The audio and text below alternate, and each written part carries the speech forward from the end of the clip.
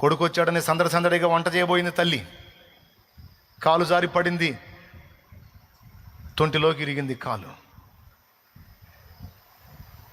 అప్పటి రోజుల్లో ఎడ్ల బండ్లు పట్నంలోకి తీసుకెళ్ళాలి. మధ్యరాత్రి ఎవడు ఎడ్ల బండి కట్టే పరిస్థితి లేదు. ఏ ఇంటి దగ్గర పోయిన ఎడ్ల బండి కట్టలేదు. తీసుకొచ్చి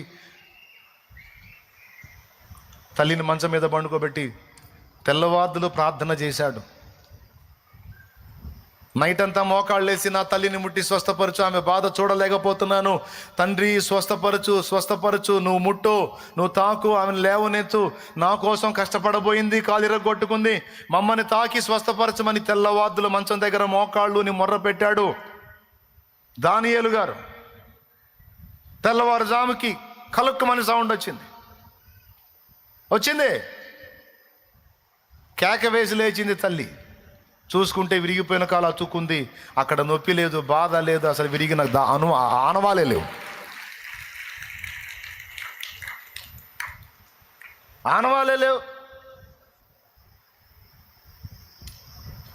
ఆయన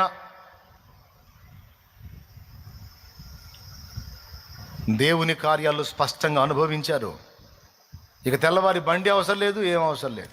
హాయిగా తిరిగి అన్ని రెడీ చేసి కొడుకు పెట్టుకుని కాలేజీ నుంచి వచ్చాడు కొడుకు అని పిండి వంటలు చేయబోయి కాలిరగొట్టుకుని అలాగనే మంచం మీద పెట్టేసి మంచం దగ్గర మోకాళ్ళు ఉన్నాడు తల్లి. మంచం దగ్గర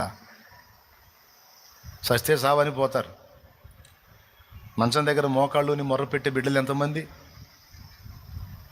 చదవండి, వాళ్ళ సాక్ష్యం చదవండి. నేను చదివాను, అబద్ధం అనేసం మీరే చూడండి. ప్రార్థనకి ఎంత శక్తి ఉందో, ప్రార్థనకి ఎంత జవాబిస్తాడో.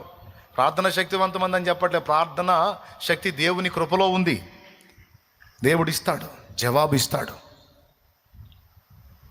స్పష్టమైన కార్యాలు. అంత విశ్వాసం, అంత పట్టుదల, అంత నిరీక్షణ, అంత నమ్మకం ఎవరికి ఉంది?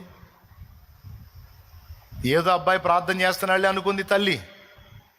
తెల్లవారేటప్పటికి కార్యం జరిగి ఆశ్చర్యపోయింది. ఈ అనుభవాన్ని ఎరిగిన నేను నా తండ్రి పక్షపాతానికి గురైనప్పుడు డాక్టర్లు అందరూ 3 లక్షలు ఖర్చు అయితే స్పాట్ 1.5 లక్షలు కట్టాలి, 15 రోజుల తర్వాత చెప్తాం బతుకుతాడో సస్తాడో అని. 15 రోజుల దాకా చెప్పలేమన్నారు.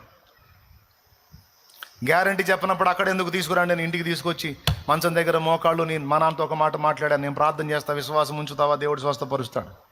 చెయ్యయ్యా, నాకు విశ్వాసం ఉంది, నేను నమ్ముతున్నాను అన్నాడు. మోకాళ్ళుని మొర్రపెట్టాను. నా ఫ్యామిలీ కూడా మోకాళ్ళుని మొర్రపెట్టింది. నా తండ్రి ఆయనను ముట్టి స్వస్థపరిచాడు, నా తండ్రిని ముట్టి స్వస్థపరిచాడు. 8 సంవత్సరాలు మళ్ళీ తిరుగు లేకుండా సైకిల్ దొక్కుతా తిరిగాడు.